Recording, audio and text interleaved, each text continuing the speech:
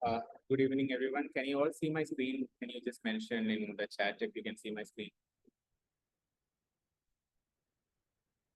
Okay, thank you so much.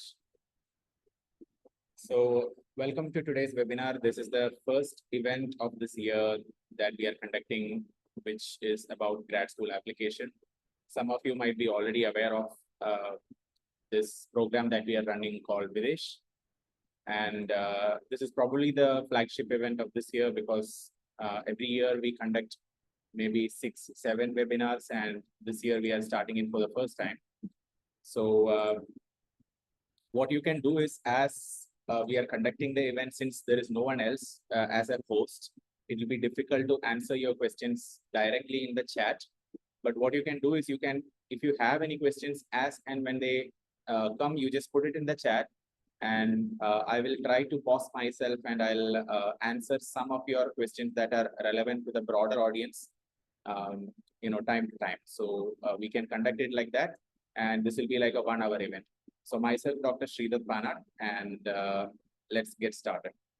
So our program name is called Videsh, where we basically work with students to help them land into good universities. Dr. Raj and Dr. Rajat, who are twin brothers who graduated from MIT and Purdue respectively, they are also part of this. But today I'll be your host, and I'll be walking you through different things that I did myself to get an admit into MIT for PhD, along with few other universities. So in 2017, when I had applied for graduate school, I had applied to 8 programs: MIT, CMU, Berkeley, Georgia Tech, University of Michigan, UIUC, and I'm forgetting totally 8, and I got admit from all of them. And I did a few things to make it happen, although while applying, I did not know what I was doing correctly and what I was doing wrong. So, but now that I look back, there are a lot of things that I can realize that I did in the right way, which I'll be sharing with you today. And we are basically considering ourselves as scientists who primarily work in things related to AI more recently. And before that, during our PhD, we were working on various things related to epidemiology, sustainability, modeling and simulation, etc. So we have background in many different fields of science. Our research has won many awards. So it has been a very satisfying journey as such, the 5.5 years of doing the PhD in some of the prestigious institutes in the US. And as part of these webinars and these programs, we just want to help you figure out what exactly to do. So this is the month of February, and most of you who are attending this or who are watching this will be probably applying by the end of this year. So basically, your deadlines are coming in end of November or beginning of December of 2025, or sometimes in the early 2026, especially if you are aiming to apply this year itself. And so I will gear my talk towards people who are in that bucket, assuming that you have another, I would say, 10 months to prepare. And even if you are a complete beginner who has no idea what exactly to do timeline-wise and steps-wise, this talk will give you a fairly good idea. So I'll be specifically talking about the basics about grad school application, process of university shortlisting, how do you write something called as the statement of purpose. It is basically an essay, and it is probably the most important essay that you will write in your entire life. I'll talk about how exactly do people get letters of recommendations from professors, and some of you might be industry professionals, so you might be wondering, do you have to get these letters of recommendation from your managers or supervisors, or from your college professors themselves? So you might have a lot of questions there. You might have questions about these exams, GRE, TOEFL, IELTS, etc. And whether you are applying for master's or PhD, a research profile is very important, and I'll talk about that. And of course, I'll spend a few minutes on something called as the long-term mentorship. So I've divided this into 3 parts. In the first part, let me talk about the basics of grad school application, university shortlisting, and SOP. And feel free to, put your questions in the chat. I'll also be pausing time to time to admit a few students who are requesting to join, because I'm unable to disable the waiting room. So If you're applying for masters, just understand that it's mostly 2-year degree. There are some master's program which are like 1-year programs. But in general, the main difficulty in masters is funding. So most of the students who get admitted into master's program, they don't get funding. So what they do is they take a combination of loan plus personal savings. There are some students who get TA-ship meaning teaching assistantship for masters, but that might be limited to maybe 1 or 2 semesters during the 4-semester duration of masters. So that's about masters. PhD, on the other hand, in the Europe, it's like 3 to 4 years. In the US, it's typically 5 years. It can be 4 to 6 years, depending on which lab you are working in. And it's like pretty much 100% of PhD students are funded. So funding won't be an issue if you are a PhD student, but your commitment will be much longer. And the basic requirements are having a good GPA. I'll touch upon this idea of whether having a good GPA is necessary or not. Then having a very well-crafted CV, having a compelling story in your statement of purpose. You will need minimum 3 LORs for most of the universities. Some universities are okay with 2 LORs, but 3 is the typical number. You will have to have a very strong research profile. And if your projects are not aligned with each other at the moment, which is very likely, many students are like that. I'll also mention what exactly you can do to, create a good coherent research profile story, and then a decent score in some of these exams. For example, GRE is not needed for most universities, but you will need an English test, especially if you are from non-English speaking countries. And just be aware of these deadlines. For fall deadline, fall semester usually starts in August or September month for most of the US universities and elsewhere. And the deadline for these programs usually range from end of November and all the way till April. Some universities also have April intake, not April intake, April deadlines. Fall is the most common application cycle. So I would say if there are 100 people in this event, 99 or 95% of the people will be applying for fall. Spring cycle, on the other hand, starts during the spring semester, which is Jan-Feb duration, during the time of January or February. And the deadline for this is between June and October. So some students I have known who have applied for spring, but the problem is spring intake is relatively less in number. The number of students who are applying are less, but the number of intake is also less. So fall is the most common application cycle. And funding, there are a few different modes of funding. You can get scholarship or fellowship, but both of these are very difficult. It's rare and difficult. Scholarship is given by, let's say, the department themselves will decide to select a few handful of students to give scholarship. So maybe you may get a scholarship. Fellowship is something that is given by external organizations mostly. So there are like MacArthur fellowships, Rhodes Fellow. So there are many different fellowships which are money which will cover most of your expenses and give you a stipend provided by other research organizations or other funds set up by very rich people. There are research assistantships, which is the most common mode of funding for PhD students, and TA-ship meaning teaching assistantship, which is the most common mode of funding for master students.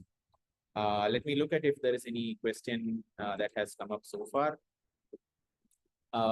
You don't have to build a research proposal if you are applying for PhD, because most of the professors are already looking for funding in their area of research. So they know what they have already proposed a lot of projects to different grant organizations. Many of them will get rejected, some of them will get accepted. So you don't need a proposal. If you don't get selected for a good PhD program, maybe a better option is, so one thing you can definitely try if master's is also something that interests you, is do a hybrid application, like apply to some universities for master's and in the same year apply to some universities for PhD. I was very sure that I did not want to do a master's because I already had a master's. So I only applied for PhD programs. If I got in, I would go. Otherwise, I may try the next year. So that was my backup plan. But most of the students who are okay with master's or PhD, they try for both in the same year. So that brings me to the process of shortlisting the universities. And this is something that many people have a lot of difficulty figuring out, mainly because there are so many universities, there are different ranking criteria, um, and you don't know whether you want to include only the top universities or only the easy to get into universities. So my advice is start with a good number, start with maybe 20, 30, 40 universities, something like that, and just take a note of these things. Look at the university ranking as well as the program ranking. So if you're applying to computer science, look at the ranking of computer science, which will be most relevant. If the admit percentage is available online, this number will be a bit shady in the sense that you will not ever get a concrete data on this, but just check online if admit percentage is available. Sometimes you get some rough numbers. Like, for example, MIT has 5% admit rate. Some universities have 20%, 30%, 40%. Then have a look at the application deadlines. Then after all of this is added into an Excel sheet with maybe 30, 40 universities in your list, your final goal should be to shortlist roughly 10 or 12 universities, because at the end of the day, you are applying to maybe that many. You're not applying to 50 universities. Maximum that I have seen students apply to is like 15 universities. So try to get your number of universities that you shortlist to somewhere around 10, 12. And also have a look at the professors in the department to which you are applying from these universities. Because if the work that you have done, this is applicable for masters as well as for PhD, by the way, because if the past work that you have done does not align or overlap with the work that that department is doing, meaning there are no professors whose work match with your profile, then probably even if the ranking of the university is not very good, maybe you and the program are not a good fit, not a good mutual fit. So just have a look at that. Look at 4 or 5 professors from each department whose work is roughly aligning with your work. Go to their research website. Each individual professor will have their own research website. Go to the publication sections, go to the research section of that website and see what is the common theme of their work. And this will give you an idea how much your work and how much their work is aligning. And also look at these requirements, GRE, TOEFL, IELTS requirements, and also look at whether the department provides some scholarship or fellowship. This is not necessary. I mean, you don't have to look at this during the application deadline, but soon after that, you may have a opening for, a scholarship deadline or fellowship deadline. So just have a look at that. Usually DA-ship means your weekly commitment would be, I would say, one course is maybe 10 to 15 hours of commitment per week. It can go up to 20, 25, depending on whether you have like a exam or something that week for that course that you are DAing. For RA-ship, you're basically fully committed, meaning you'll be working in a lab, you'll be conducting research. So I've seen people spend like 30, 40 hours per week minimum. I was routinely spending like 50, 60 hours. So it's very common. Yeah, I'll come to the research internship part, the questions that you have posted a bit later. But just have a look at this sheet. When I applied for my PhD programs, I created a sheet like this. And just look at the details I have added. University name, deadline, number of LORs required, GRE, whether it is required or not, minimum GPA, if the department is suggesting that also. Then if the TOEFL score cutoff they have mentioned, just look at that. Because sometimes when you write TOEFL, you may not perform as well. And sometimes these departments have hard cutoff for individual sections in the TOEFL, like speaking section or writing section. Also look at the US news rankings or QS university ranking, not just the university ranking, the program ranking also. And just put whatever links that you might find useful, the links to the research page of the professors, links to the department website where all these details are provided, etc. Just keep it handy, and this should be your Bible. A sheet like this, a Google sheet like this, which is a living document, should be your Bible for many months. And finally, what you will end up doing is denoting universities as easy, medium, or hard.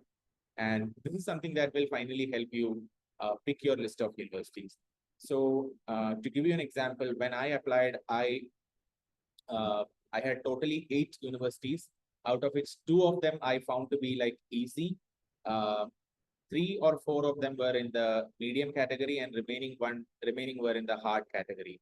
So my rationale was I did not want to apply to too many number of EC universities, because I knew that based on my profile, because I had a good GPA, I had 9.6. I was the department topper. I had couple of conference papers, one journal paper, and an international research internship in Germany. So I knew that my profile overall was very competitive. So I did not want to apply to too many easy universities. But however, if you are a student whose profile is generally weak in terms of research, in terms of GPA, in terms of the rest of the story, you might want to have more number of easy universities. And also remember that what is easy for you and what is easy for someone else might be different depending on the profile. So this takes a lot of time to figure out what may be easy, what may be hard for you, and then create a somewhat balanced list. Some students, they are very kind of stringent on, they'll only want to apply to hard universities like MIT, Stanford, Harvard, Berkeley, CMU, etc. And what happens in that case is 99% they are going to get rejected from all those universities. So it's not a good strategy, in my opinion, to just apply to difficult schools. You must have a little bit of a safety net, so that in the worst case, if you don't get any admits, at least 1 or 2 admits you may get. And also remember that if you are applying to a university, you should be willing to go there.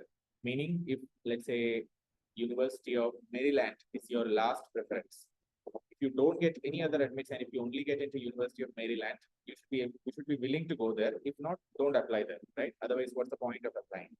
So that's the idea behind university shortlisting. There are a couple of questions. Let me check. Minimizing cost in the application process. Yeah, so many universities do have application fee waiver, but I don't know what exact criteria do they use. So that you will have to maybe email them, look at the department website to see, whether the department is allowing you to have a fee waiver. But otherwise, the total cost, if you are applying to 8 universities, will come to something around, each university will cost you $100 to $120, something like that, plus or minus. So that will be 120 multiplied by 8. So roughly like, $1,000, something like that will cost you. Plus, there will be cost associated with writing TOEFL or writing IELTS. There will also be cost for sending these scores into individual universities. So overall, if you don't get any waiver, it's like something that will cost you $1,200 or $1,300 minimum if you're applying to around 10 universities.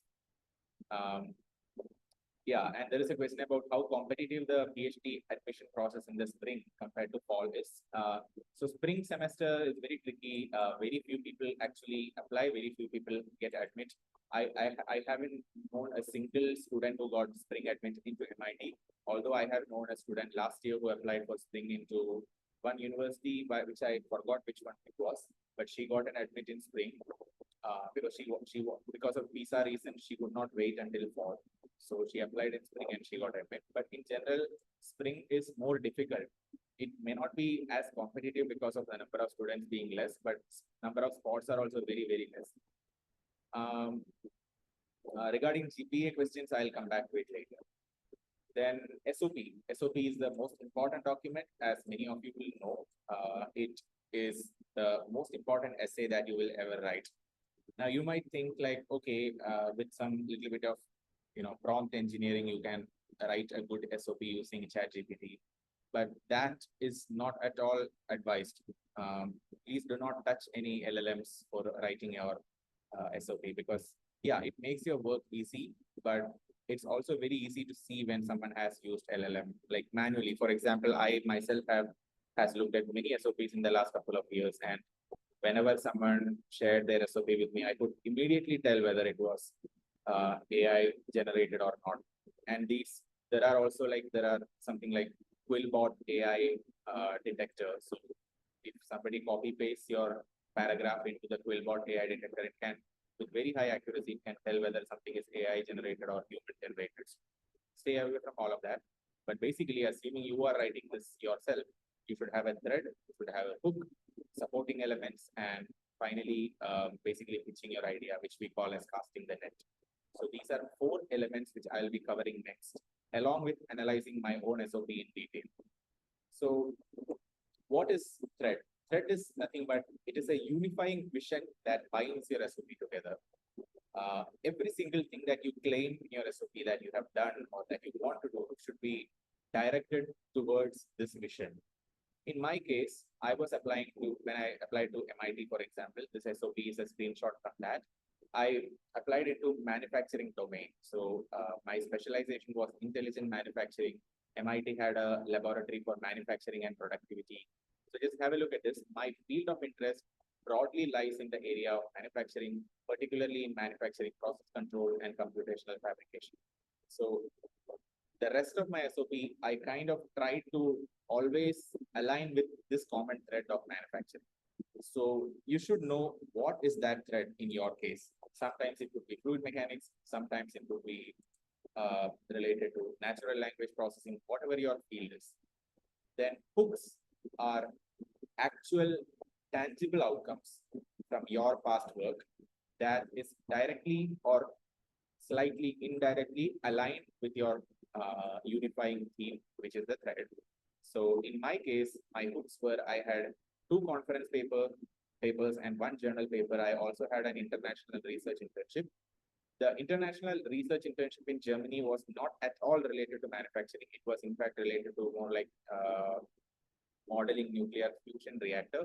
So it was not directly related to manufacturing, but I used it as a hook because it helped me show my research interest overall.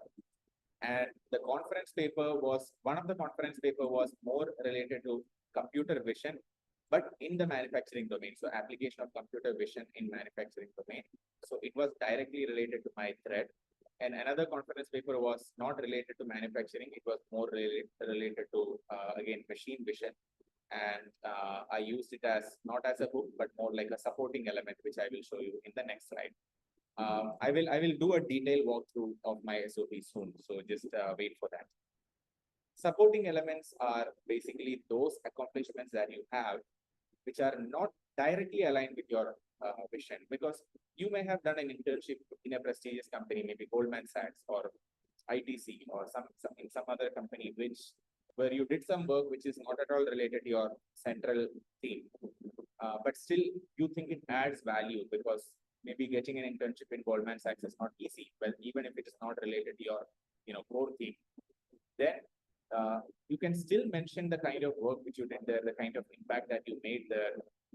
And these things are called supporting elements. Supporting elements show that you not only have the ability to do things and produce tangible outcome in the central theme of what you are proposing, but also you generally have skills in a wider range of fields. And these things can be related to fields that are completely different from what your original field of interest was. So my supporting element, one of them was the industrial internship, which I did. Another one was the research internship, which I did in Germany, and so on. And even if you have a paper or a patent, which is not at all related to what you have done, that's also belonging to supporting elements. And I will show you how and where I use these supporting elements in a very clever way in my SOP. And finally, in the last 2 paragraphs of your SOP, you have to make a bold claim that, hey, I am so and so who can bring this kind of value into your program. So this makes me a very good fit into your program, and that is why I hope I can get an admission. Something like that. You have to make a bold statement, back it up with tangible things in the previous paragraphs, and kind of conclude saying that, hey, look at these things which I did, which shows that I am a candidate with great research experience and who can bring a lot of value. I will show what my pitch to the department was when I applied to MIT in the last 2 paragraphs. So that is casting the net. So now let us look at my SOP in detail, page by page. So I'm splitting my 2-page SOP into 4 parts. First page, I'll split it to 2. Second page also, I will split it to 2. So in the first page, the first paragraph was a very simple introduction. I wrote, I'm Sridhar Panat, a final year dual degree student currently studying at so-and-so college. I wish to apply to this department. My field of interest is XYZ. A very simple introduction. Many students have they fancy starting with a code from Einstein or code from Elon Musk or things like that. Those things won't work. Like, try to sound very genuine instead of trying to sound very sophisticated. Write in plain English, people will like it.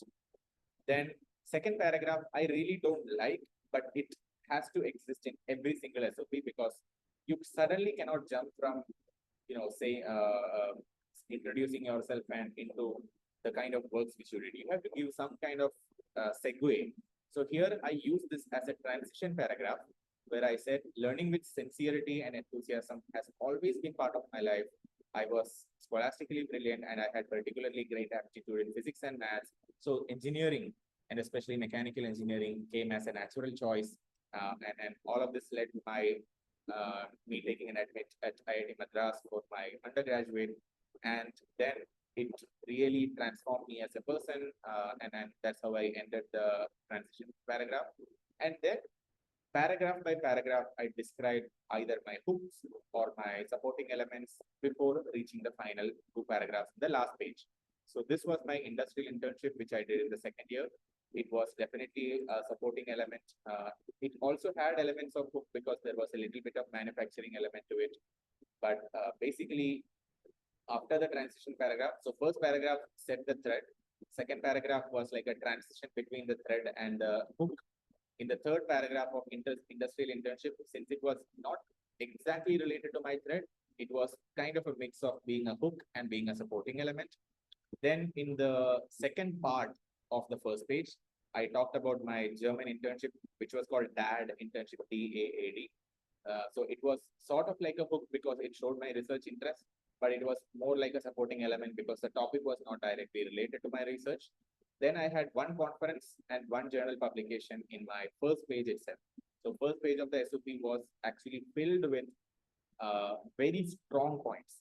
But if you look at this conference, first conference, which I have written here, it's only a supporting element. It is not a strong book because although it was an international conference held in France, it was very prestigious.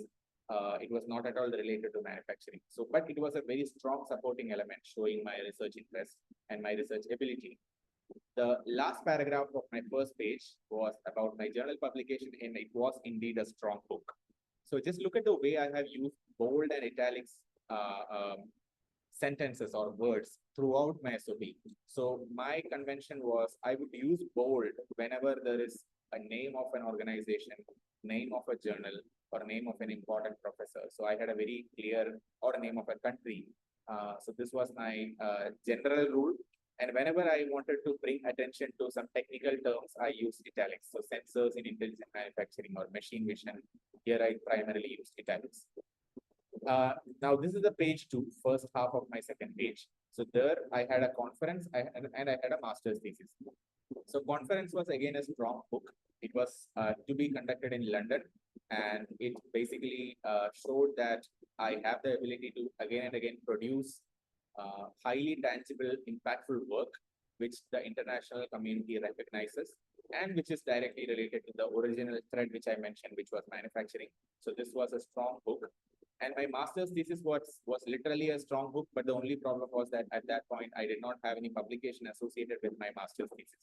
But what I said was, because this thesis was in collaboration with in collaboration with a company in Chennai called as Chennai Metro, I mentioned that working from being an academic ecosystem, working as part of another industry was like a completely eye-opening thing for me. And I also mentioned how the things that I learned or things that I modeled in my lab at IIT, how it directly came into kind of like an embodiment when people manufactured it from the team who were working at the company.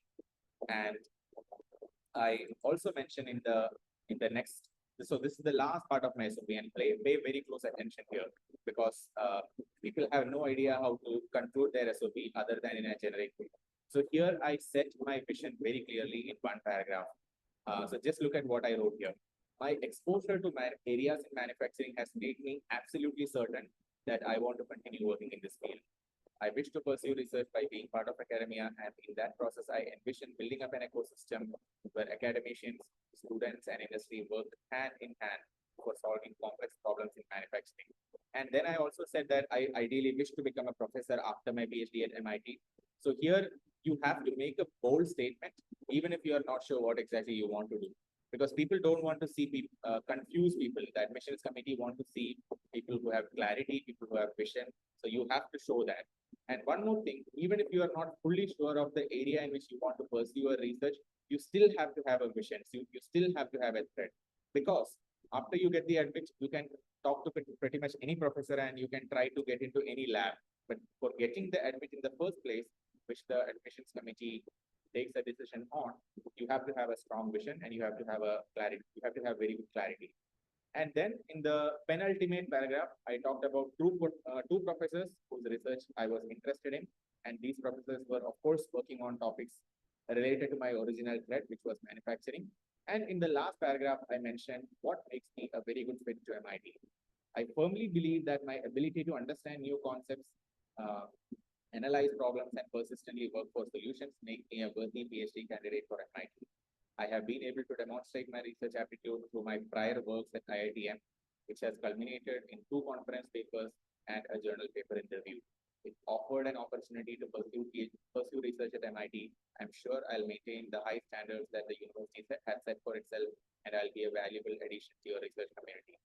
So instead of praising MIT, I've seen many students do that. Like people say that Stanford has this and this and this. They keep saying great things about the university. They don't want to hear that from you because they know that they are already good. So you don't have to waste your precious space in SOP where you get to write maybe 1200, 1250 words. You don't want to waste that space by praising this university.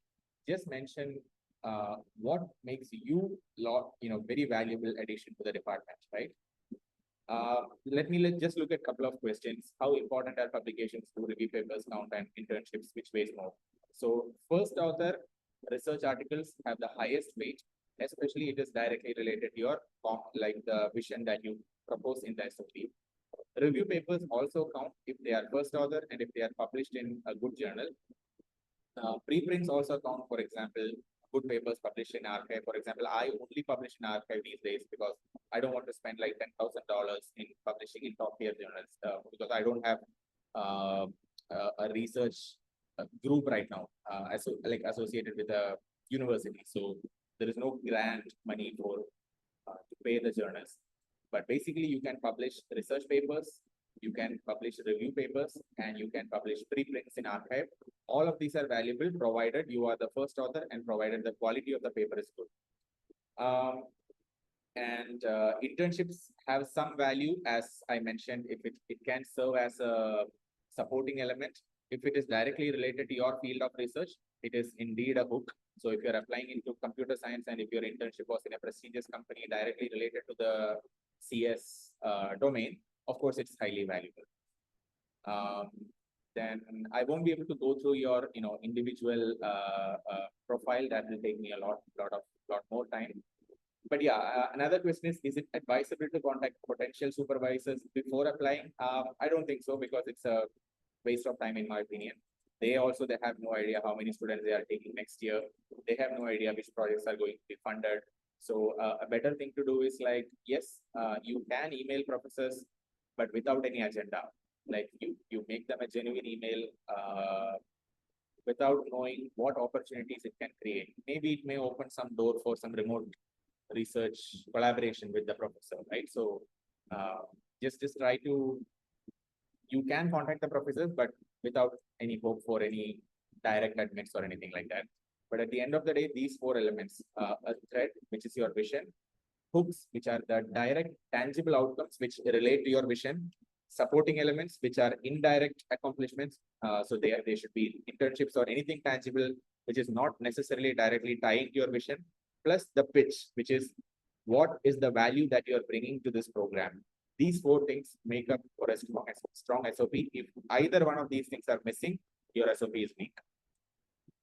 Now, just a few do's and don'ts, right? So don't give so many details or so much technical explanations of concepts that you have been working on. I have seen students describing some scientific concepts in their SOP.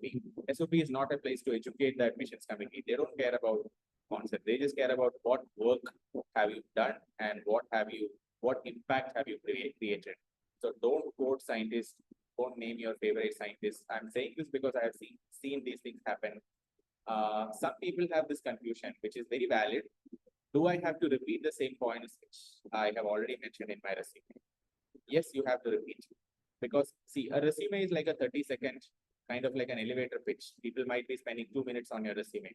But SOP is a place where you can tell your story in more detail. You can give more, you can show the admissions committee how proud you are. As a resume, on the other hand, it does not have emotion. It's very objective. But SOP has more emotion. So you don't have to repeat every single point in your resume, because maybe your resume has 100 points. In your resume, SOP, you have only like maybe 6 or 7 paragraphs.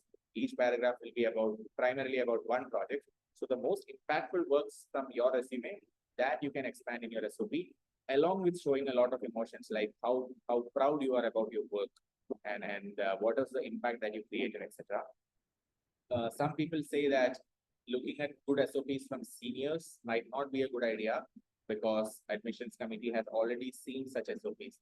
But see, you should not experiment too much by writing an unconventional SOP. It may be a good idea if you're applying for undergrad, but for applying for masters or PhD, try to stick with good SOPs that have worked in the past, because there is a reason why they have worked, and there is no harm in following a similar style of writing. And also, in my experience, don't get your SOP reviewed by a large number of people, because it creates like a mixture of many different opinions. But instead, I would say just find 1 or 2 very good people who have successfully done this process. Get your SOP reviewed from them. They may have some strong opinions which may be against the opinion of some other people, but that will always happen. If you get it reviewed by 15 different people, it will not look like a coherent story. So you will have conflicting opinions and you will not know what to do. But if you talk with 1 or 2 good people, you can add a lot of value. Now, let me talk a bit about letters of recommendation, because this is very important. And unlike what you are thinking right now, you do have control over it. In India, the professors have this notion that LOR should not be glorification. It should be to the point. It should not be very long. All of these things does not work in the US, as far as I have seen. In the US, generally, people submit 2-page LORs. They are highly, embellished. There are a lot of adjectives. You have to glorify, like if you are a professor who is recommending your student, you have to glorify, otherwise it will not work in the US. I have seen many professors being very adamant that, oh, this is too long, I can't write this too long of an LOR. I'll write like 3/4 of a page. That's too short, like it won't work. So if you have good relationship with your professor, try to talk to them and try to convince them that, just without offending them, be very respectful. Just tell them, hi sir, or hi ma'am. I think this should be the primary objective of the LOR, and if you can include these points, it will make it very strong. So I'm going to show you some examples of what is generic and what is exceptional, right? So just look at this sentence. Rajat is a studious candidate who has been working in my lab for the last 2 years. So Rajat is, like, I have replaced the original name, but these are actual sentences I have seen in LORs. But the professor could have written it as, Rajat is by far the most talented and driven student whom I have had the pleasure to mentor. He spearheaded several flagship projects in my lab over the last 2 years. Both are saying the same thing, but one is saying in an exceptional tone. The other is saying in a, yeah, I don't care kind of tone. So just be aware of the fact that when you are competing with students from all parts of the world, especially from the US itself, the kind of way in which professors there recommend their students is in this kind of a tone. And this may sound like a glorification, which it is, but this is the way in which a successful LOR looks like, especially in the US. So, but unless, if your professor is like a Nobel laureate, you might have seen like the LOR given to John Nash. It was like 2 sentences or something, because the professor who was recommending was like a Nobel laureate. But other than that, normal professors, they have to write a lot about you. So just look at these generic sentences. Has always been good team player, completed his tasks on time, has shown strong analytical skills, good grasp of subject matter. All these things are like very, it's not an emotional statement. The way you have to, so for example, if I mentored a student for 1 year or 2 years, I will have some opinions about him or her. I may have an opinion that this student is very smart, but how do I come to this opinion? I come to this opinion after some specific instances. I'll think that this student is smart because during these instances, this is how the student performed or this is how the student behaved. From those specific anecdotal instances, I form the generalized opinion that the student is very good. So, and then I don't have to, as a professor, as a person who is writing an LOR, I don't have to sell the student's accomplishment directly. All I need to do is like, I just need to communicate the feeling I had towards the student's accomplishment. For example, if a student submitted a very good project report, if I felt happy when I read that because of so and so reason, I just need to write that. I felt extremely happy when I saw Sridhar come up with this kind of a solution and propose that in the report. There, I'm not claiming that this point which was mentioned in the report was amazing point. I'm not saying that. I'm simply conveying the emotion as a recommender. I'm just conveying my emotion towards this particular accomplishment. And that makes the LOR far more powerful and far more memorable. An LOR that sounds generic is not it's not a memorable LOR, and you should see the difference. So when I review SOP and LOR, I like to review people's SOP, but I hate to review people's LOR because all LORs literally sound the same. They are very there is a lot of praise, there is a lot of over glorification, and but sometimes in some LORs I have seen there are 2 or 3 points that I remember. And that is the reason why I remember those points are because those points might be mentioned in a very personal way. So the moment I get such 2 or 3 points from that LOR, that entire LOR becomes very memorable. A good LOR is a memorable LOR. A bad LOR is a very generic one. So try to stay away from that. So I want to show you the LOR that I had from my MIT, one of the fellowship or scholarship, award applications. This was for an award which I won called Langmuir Award. So look at it. It's very detailed. And not just that, it has very specific details of my work. So look at this bracket. So Sridhar, his work was published in High Impact Journal of Science Advances and was featured on MIT Homepage Spotlight, a very rare feat. So these are things that only a human can say. And if you are a human, you have feelings. If you are a professor, you have feelings, and you have to communicate that through your through the LOR. Now, why am I saying all of this to you guys? Because you are not professors, you are not recommending yourself. The reason why I'm saying this is because many, many professors and many managers often ask the students to give them a draft of the LOR.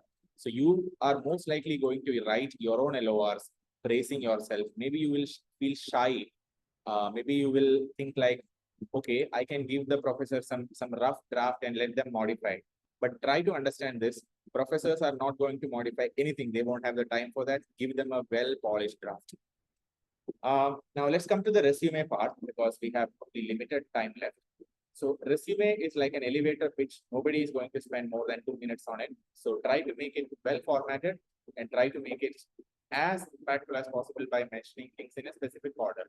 So the general order that is acceptable that I like students to follow in this, mention your academics first, like your education, GPA, etc. If you have publications, conference, or patents, make sure that it's appearing right after academics in the first page of your resume. Then mention your awards if you have any. Then mention research internships or industrial internships, because award is a recognition of your tangible outcome, right? Then the reason why I mentioned publication, conference, patents, even if you are a master's candidate, is because these are very high value tangible outcome from your work. Projects have very little value, but you can mention your key projects. If you have done workshops or attended them, you can mention that. All of these things should be in the second page of your resume. You should mention relevant courses. You can mention some extracurriculars or co-curriculars. All these are minor, low value items, which you can still mention, but towards the last part of the resume. So let me show you the resume that I had when I applied for PhD. And so this was my resume. I created this using LaTeX in Overlay. So here you can see that the first section is education. And I also mentioned my batch rank, school rank, etc. So this is also very important. If you have percentage, it has no meaning, but suddenly when you mention rank, it puts things into perspective. Like relatively, you were a very good student, irrespective of whether you were present in your school or whether you were at your college.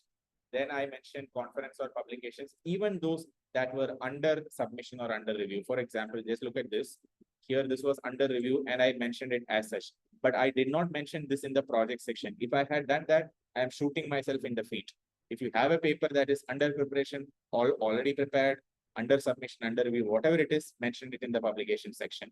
Then I mentioned some of my scholastic achievements or awards in this section. And then I mentioned my international internship. Then I mentioned my master's thesis. Then I mentioned my industrial internship. You can already see that the relevance is decreasing. The impact is decreasing. And then I mentioned some of my programming skills, some key course projects, then the relevant coursework, some workshops, labs, co-curricular, etc. Mine was a 3-page resume. You don't need a 3-page resume if you're applying for masters. For PhD, 3 pages fine. For masters, stick with 2 pages. So that is my general recommendation. And try to follow a very good scholarly format, not like some random format you will find on internet. I have already mentioned these things. I'll show you some do's and don'ts. So 2 pages for masters, 3 to 4 pages for PhD. I already mentioned that. Yeah, and publication, don't mention it as a project or mini project. If you are cross applying, for example, applying from mechanical or civil engineering into computer science, definitely mention some of your online courses or any relevant certification, because if you don't have any coursework to show, it's difficult to convince that academically you will be able to compete with the rest of the people in the cohort. And the readability of the layout should be fairly good. And this is very difficult to judge, right? Because if you are looking at your resume for many hours, it's very difficult for yourself to say. So here you can take some help from your friends and many other people. So just ask them how good this looks. Is it easy to find where things are? Don't write your, date of birth, marital status, all these things. Now, GRE, TOEFL, IELTS, the most important exams. GRE, by the way, is not needed for 90-95% of the universities. I'll be very surprised to see even any good university that requires GRE now. So you can just check university requirements. And I would even say, because GRE is a big time sink, it will take you 1.5-2 months. So you can even skip it altogether. If some university is demanding GRE, you don't apply there. But if you really want to apply GRE, write GRE because you have low GPA or something like that, yeah, maybe that's fine. But otherwise, if you have a decent GPA, you can skip GRE altogether and focus on TOEFL or IELTS. These are very easy exams. I would say not very easy, but relatively much easier than GRE. You need maybe less than a month of preparation. If you're starting early, maybe you can do it slowly. You can take 1 to 2 months. It has reading, writing, speaking, listening. In my experience, I would say paragraph comprehension, which is reading part, is a little bit difficult. And speaking part is fine if you can speak naturally, slowly, without a difficult to understand accent. If you can do that, your speaking part should be fine. The only problem is if you are taking TOEFL or IELTS from an exam center, while you are speaking, 5 or 6 other students around you will also be speaking. So it'll cause a lot of noise. The headphone that they give you probably won't be very good. But I also know that some students can take it from your home. I think some students also took Duolingo test for English proficiency. So just check that out if Duolingo is possible. But other than that, you have to learn a lot of vocabulary. You can look at this flashcards application for learning some English words which you may not be familiar with. Now let me check the questions if there is any. GPA requirements for Stanford or MIT. You can check the department website, but I don't think there is any hard cutoff that these departments usually mention. But in general, for top universities, I would say being in the top 5% of your class would be a good, whatever GPA puts you in the top 5% of your class is generally good. And if you are a department topper or university topper, needless to say, like universities like MIT, Stanford will love you. If you have research also, complement all of this. the college name like NIT, IIT, whether they will provide any advantage, just having the college name won't provide advantage. If you can back up your claim of being a good student with GPA and research, that will be fine. But otherwise, I have seen people from all sorts of colleges get good admits. But of course, there are also people with very good GPA in these colleges too, like IIT, NITs, etc. So in general, if you want to have a competitive profile, if you have a bad GPA and poor research profile, it doesn't matter where you come from. If you have a very good profile, yeah, maybe you may have a competitive advantage because there is history of students going from these well-known colleges into top US universities or top universities. So research, you might be wondering if you're applying for MS, why should you care about research? Here is why. You are competing with students from India, China, South Korea, Europe, USA, everywhere. And every single student who is applying to the same program which you are applying to will have good GPA. They will have very similar projects like what you did. They will have industrial internships. They will have whatever other general things, accomplishments that you will have. Now, the very unlikely thing that many of these people probably won't have is research publications or tangible research outcome.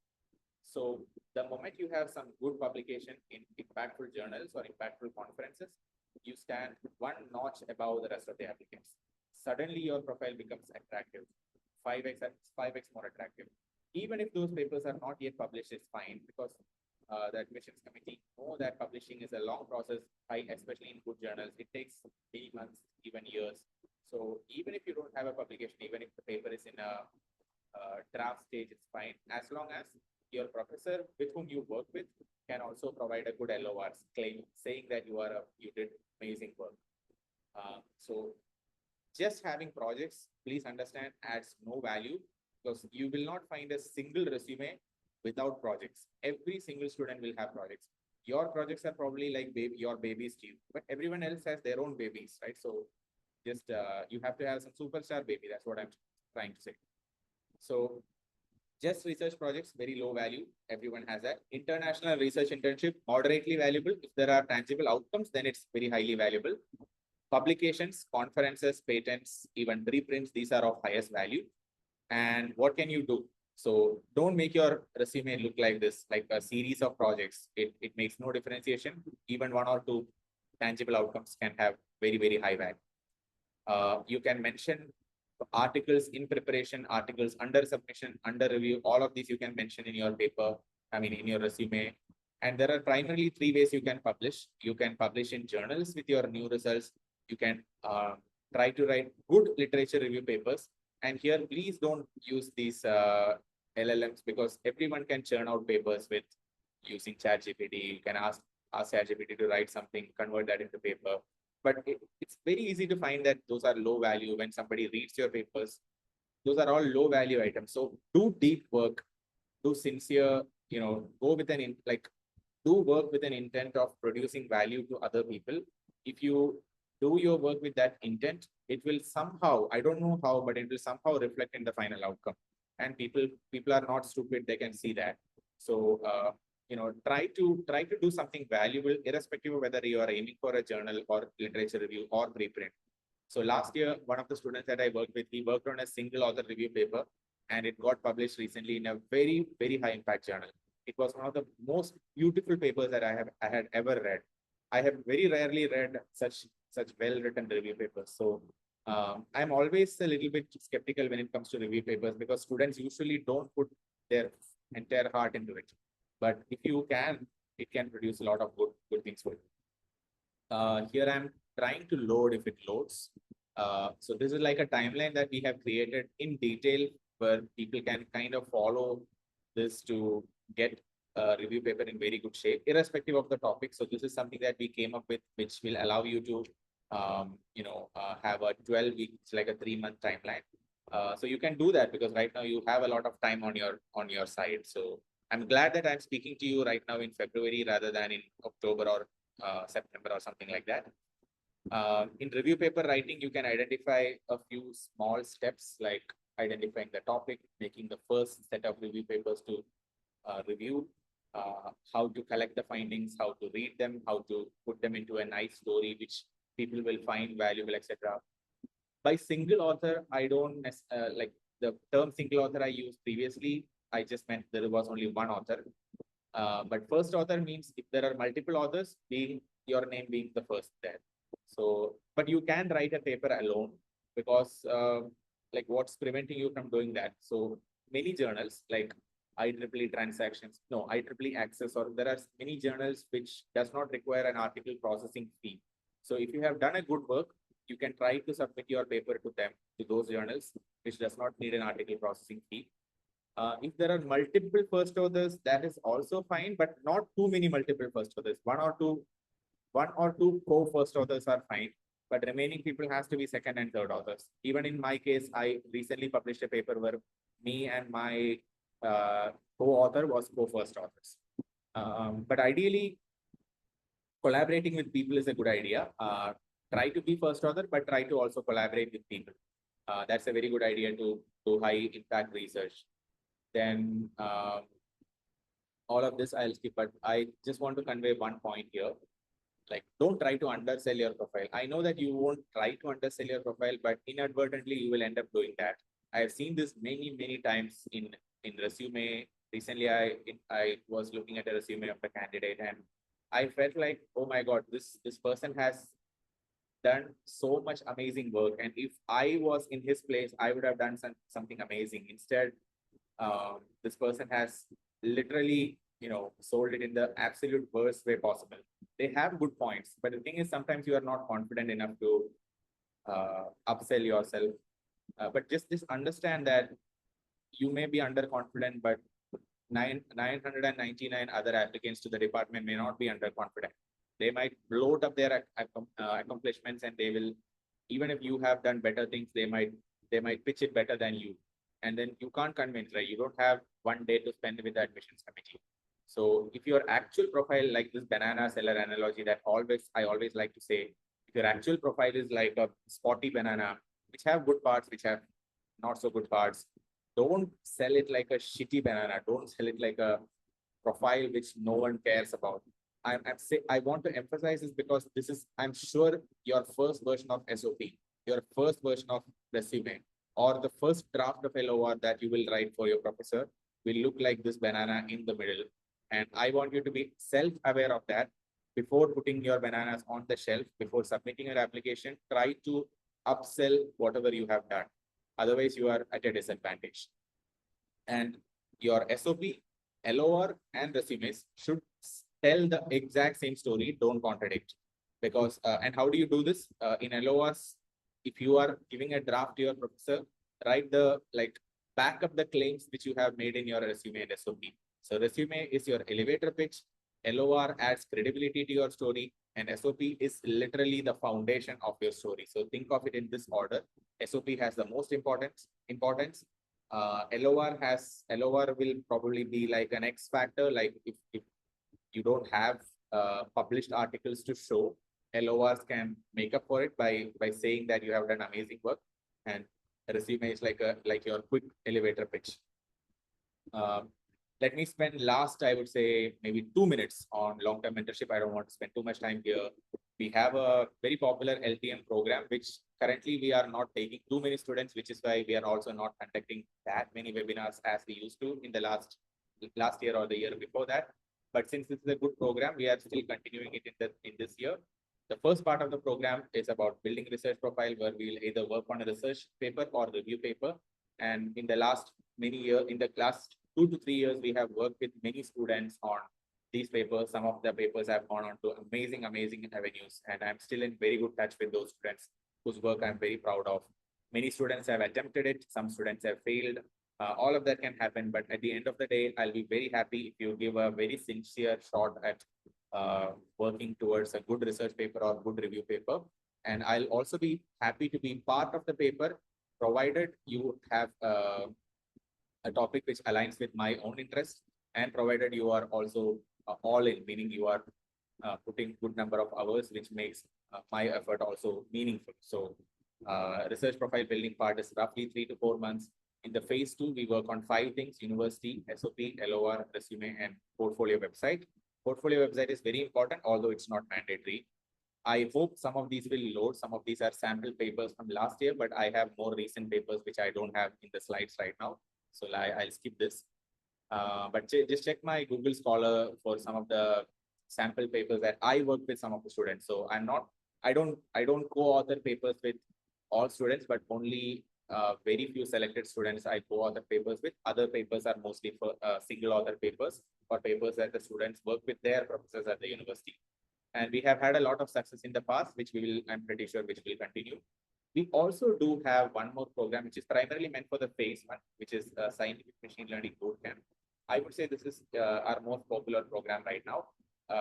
Students have published very, very good papers here. I just want to show you one paper in particular. So this is my Google Scholar. If you look at some of the papers that I recently published, all of them are in archive, by the way. Especially this paper and this paper, and there was one more. Yeah, this one. So this paper is very special because this student Sharv is he's a 15-year-old student. We worked on this paper for several months, and this got accepted at MIT URTC, where he presented it. You can check it out from archive. We have already published it. We are also planning to hopefully publish it somewhere in a big conference or in a big journal.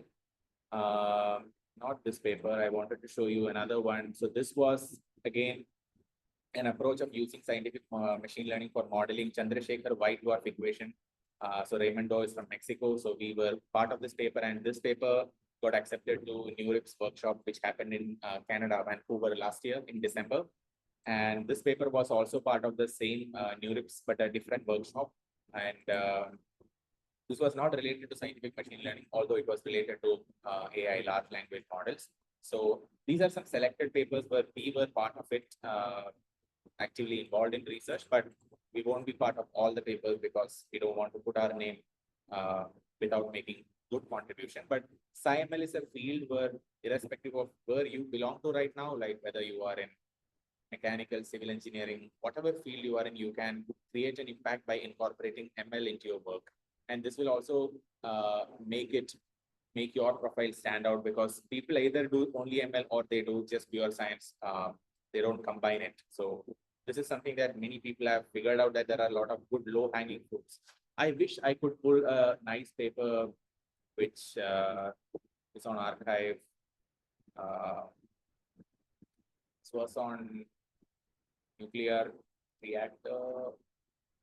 This was on nuclear physics, plasma. I tried to find this a couple of weeks ago, but I'm not sure which among the paper is. I'll find it. But basically, it was a scientific machine learning paper, which I thought was very easy to do because the equation was not that difficult.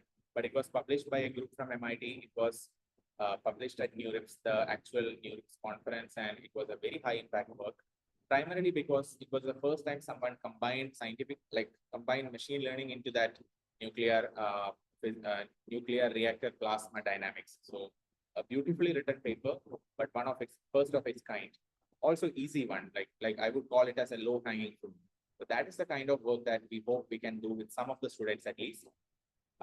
Let me not talk about all of this because it will take a lot of time, but just go to our website, flyvidesh.online. You will find all the details. But if you are already aware of some of these things, just send me an email. I don't have time to talk about a few things today, but just send me an email at hello@flyvidesh.com if you want to be part of LTM or SciML. Just mention some of the details, put your latest resume, and we will get back to you. Let me go through some of the chat questions at least. I know that I'm over time. Okay, what can we do to cover up for a lack of GPA, looking for experience in CERN? Fortunately, some of my courses are late. Is there any chance of? Yeah, these are actually good things, like experience working in CERN, hackathons, including NVIDIA and NASA. All of these things are good things. Just try to have strong letters of recommendation. And to make up for your GPA, you can probably take some very good online courses. and which are legit and certified. Just try to take that just to show that you are still academically inclined and your theoretical base is still it's ongoing and you're still good at that. Commitment per week to follow the program. What is the recommendation? When you say program, I guess you mean the long-term mentorship program. It's usually, I would say, 8 to 10 hours per week. That's what we recommend. But I know that in reality, that won't happen all weeks. Sometimes I have seen students don't spend any time in the first 3, 4, 5 weeks. Then they realize that a lot of time has been wasted, and then they try to scramble. But if you are consistent, 8 to 10 hours per week will be more than enough in both of these, scientific machine learning or LTM. Very decent grades throughout my academics, never topped any exam, but I have research-oriented mind. What should I do to increase my chances? So as I mentioned, if your GPA is fixed, like if you are already graduated, you can't do anything about your GPA. If it is low, try to take some good online courses and try to perform well in that. I don't think it will still make up for your lack of GPA, but at least it can show the admissions committee that you are kind of good at academics. But other than that, try to do impactful research, try to have a good story, try to form good relationship with professors or people who can give you recommendation. One more thing which I will tell you, which can work out, at least for 4 or 5 of you hearing this call, is try to reach out to professors in top universities already, but not to give you admit, but to collaborate with them remotely on research. Try to reach out to maybe professors from MIT, Stanford, many universities, right? But don't, bombard them with a lot of like emails. Just create very personalized email. Don't write using ChatGPT because it's very easy to see. Just pour your heart into your feelings towards the kind of work that they are doing and write a very personalized email and try your luck with maybe by sending your email to a few professors whose research match with your interest. And then maybe it might open a door for some remote collaboration, and that might end up end up providing you a letter of recommendation later. So this is a good time for that. So just try that. I'm just saying this because this has successfully worked for, like, I would say 5 or 6 students that I have seen last year. It won't work for all of you, of course, but I'm sure some of you will be lucky. Simon have review paper? No, it does not have review paper. It's only about research. 1 year left to complete undergrad. How to improve profile? Yeah. So this entire talk today was mostly meant for a student like you. If you have 1 more year left,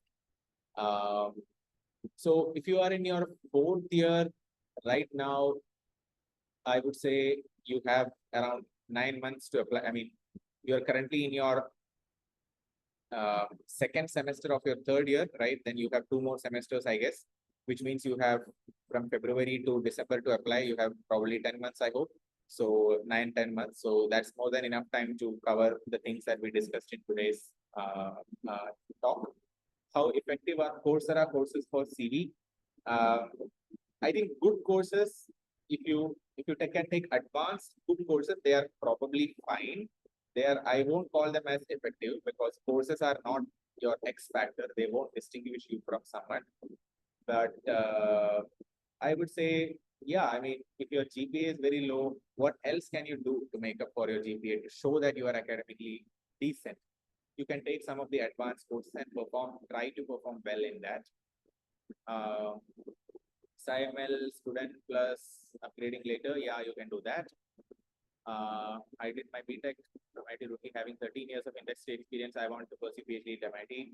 So what I have generally seen is the more work experience you have, the more difficult it is to get into PhD. Because the median age of the students that I have seen is maybe like 22, 21, 23, around that age. I have seen students join for PhD. If you have such a huge gap, I would recommend try for some good master's programs if you are trying to switch your career into companies in the US. But if you really want to do research, then maybe we have to think about it a little bit more. In my personal experience, it's very difficult if you have a very long work experience. Because think about this. If I'm a professor, I want students who are moldable and I want students who have a lot more energy and a lot less personal commitment, like, because they will work longer hours. I've seen this happen again and again. And I know how professors think in this regard. Although it's not very good thing, but this is the reality. So in my opinion, I would say you apply for a mix of programs, not just for PhD. 15 years work experience again. PhD is very difficult, but MS would be probably much more possible because with work experience, you will add a lot of value to the MS cohort. Explore about professors and their research work. Very simple. Go to the department website of the university. You will find the list of professors. Click their image or click their name. You will be redirected to their profile. Their research website. There you will see a section called publications. Click that and you will see the papers. Just read the title of the paper. Then itself you will get an idea the kind of work that they are doing. What roadmap for beginner to research in ML, get great publications. So I have written about this many times in my LinkedIn. I won't have time to talk about this in detail, but if you can send me an email at this email, I can get back to you. NPTEL courses are okay. I don't think they will be an X factor. I'll take 2 more questions because it's already 15 minutes extra. Discord server with the students like, yeah, so Jude, we had a Discord server called Videsh. The problem was that it's very difficult to manage it ourselves. So we are kind of closing it down. Then what happened was many people started putting like spam content, inappropriate stuff, and then we have to delete it. So even if sometimes we are not active, there are a lot of spam things coming. So we have a Discord already, but we are taking it down. Instead, we are having a Substack right now. Yeah, you can. We had talked to some students to volunteer. Like maybe can you send an email to us regarding this? Because in our experience, it's getting very difficult to manage all these things. So currently, we are moving everything into Substack so that we can write good articles and share it with people without having a lot of spam coming to the community. Schools as safety net. Yeah. So safety net, I would say 4 factors. One is your own profile, like academics and research. Second is what the department is doing, like the professors, their research. Third is program ranking. And fourth is whether there is a history for that program of taking students from your similar background. So for example, if a lot of seniors from my college, from my department, whose profile is very similar to mine, if they got admitted to, let's say, UI, UC, it's very likely that I may also get admitted. So these 4 factors is primarily what you should consider while shortlisting your universities. But thank you so much. I'm winding up right now. I will try to post the recording of this on our YouTube channel, and I will share it with all of you, the link to that. So just watch that if you have missed something due to bad internet. But please feel free to reach out to us on this email if you are interested in any of our programs. I'm sorry I could not answer all the questions because there are a lot more questions unanswered. So we can probably discuss that in one of the upcoming events. I plan to conduct a webinar once in a month. So we'll probably meet again in March with a slightly more focused and different topic. So thank you so much. Take care until then. Bye.